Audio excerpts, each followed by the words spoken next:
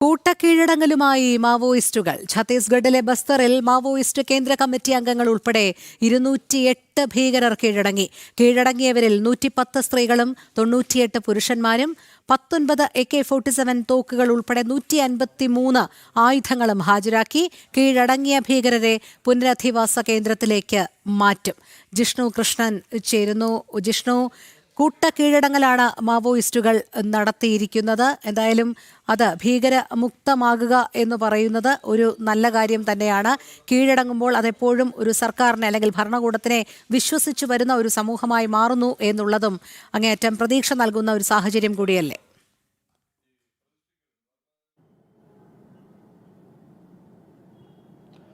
രോഹിണി, ഗത്യന്തരമില്ലാതെയാണ് ഛത്തീസ്ഗഡ് മഹാരാഷ്ട്ര അതിർത്തി വനമേഖലകളിലെ മാവോയിസ്റ്റ് ഭീകരർ, രാജ്യത്ത് ശേഷിക്കുന്ന മാവോയിസ്റ്റ് ഭീകരരും ആയുധം വെച്ച് കീഴടങ്ങുന്നത്. അതായത് വ്യക്തമായ സന്ദേശം നമ്മുടെ സുരക്ഷാ സേനയും കേന്ദ്ര സംസ്ഥാന സർക്കാരുകളും നൽകിയിരുന്നു. ഒന്നുകിൽ ആയുധം വെച്ച് കീഴടങ്ങി നിങ്ങൾക്കും ഒപ്പം ഈ ഗോത്ര മേഖലയിലുള്ളവരുടെയും ജീവിത നിലവാരം മെച്ചപ്പെടുത്താനുള്ള നടപടികളുടെ ഭാഗമാകാം, അതല്ലെങ്കിലും പിന്നാക്ക വിഭാഗങ്ങളുടെ വികസനം ഉറപ്പാക്കും.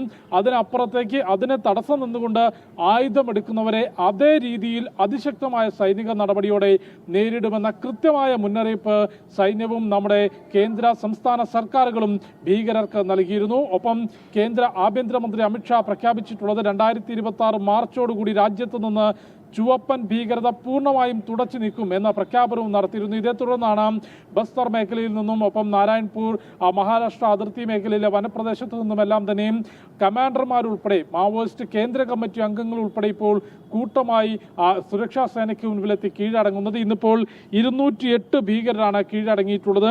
110 സ്ത്രീകളും 98 പുരുഷന്മാരും ഒപ്പം തലയ്ക്ക് ലക്ഷങ്ങൾ വിലയിട്ടിരുന്ന മാവോയിസ്റ്റ് കേന്ദ്ര കമ്മിറ്റി അംഗങ്ങൾ ഉൾപ്പെടെയാണ് ആയുധം വെച്ച് കീഴടങ്ങിയിട്ടുള്ളത്. 19 AK-47 തോക്കുകൾ, കൂടാതെ 17 SLR റൈഫിളുകൾ, 23 തോക്കുകൾ, മറ്റ് ആയുധങ്ങളുമായി അതെല്ലാം തന്നെ സുരക്ഷാ സേനയ്ക്ക് മുൻപിൽ ഹാജരാക്കിയിട്ടുണ്ട്. ഇന്നിപ്പോൾ ഛത്തീസ്ഗഡ് മുഖ്യമന്ത്രിയും ഉപമുഖ്യമന്ത്രിയും മാധ്യമങ്ങളെ കാണുന്നുണ്ട്. ഛത്തീസ്ഗഡിൽ മാവോയിസ്റ്റ് വിരുദ്ധ പോരാട്ടം അതിൻ്റെ ഏറ്റവും അവസാന ഘട്ടത്തിലേക്ക് എത്തി നിൽക്കുകയാണ്. തോക്കൻ കുഴിയിലൂടെ രാജ്യത്തെ ജനാധിപത്യ സംവിധാനത്തെ അട്ടിമറിക്കാമെന്ന സ്വപ്നം കണ്ടുകൊണ്ട് നടന്നിരുന്ന മാവോയിസ്റ്റ് ഭീകരവാദത്തെ, വിഘടനവാദത്തെ പൂർണ്ണമായും ഇല്ലാതാക്കാൻ സുരക്ഷാ സേനയുടെയും ഒപ്പം കേന്ദ്ര സംസ്ഥാന സർക്കാരുകളുടെ ഇടപെടലിലൂടെയും കഴിയുന്നു. ബസ്തറിലെ ഉൾഗ്രാമങ്ങളിൽ മുൻപ് വെളിച്ചം പോലും കടന്നു ചെല്ലണമെങ്കിൽ മാവോയിസ്റ്റ് ഭീകരരുടെ അനുവാദം ചോദിക്കുന്നു എന്ന് നമുക്ക് പറയാൻ സാധിക്കുന്ന അത്തരത്തിൽ ഉൾഗ്രാമങ്ങളിൽ പോലും ഇന്ന് റിപ്പബ്ലിക് ഡേയിലും സ്വാതന്ത്ര്യ ദിനത്തിലും രാജ്യത്തിന്റെ ത്രിവർണ്ണ പതാക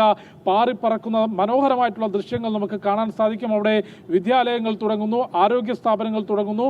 അത്തരം മേഖലകളിൽ ജനജീവിതം നിലവാരം ഉയർത്തിക്കൊണ്ടും കീഴടങ്ങുന്ന ഭീകരർക്ക് പുനരധിവാസം ഉറപ്പാക്കിക്കൊണ്ടും അല്ലാത്തവർക്കെതിരെ അതിശക്തമായ നടപടി സ്വീകരിച്ചുമാണ് മാവോയിസ്റ്റ് വിരുദ്ധ പോരാട്ടം മുൻപോട്ട് പോകുന്നത്. രോഹിണി. ശരി, ജിഷ്ണു കൃഷ്ണനാണ് വിവരങ്ങൾ നൽകിയത്.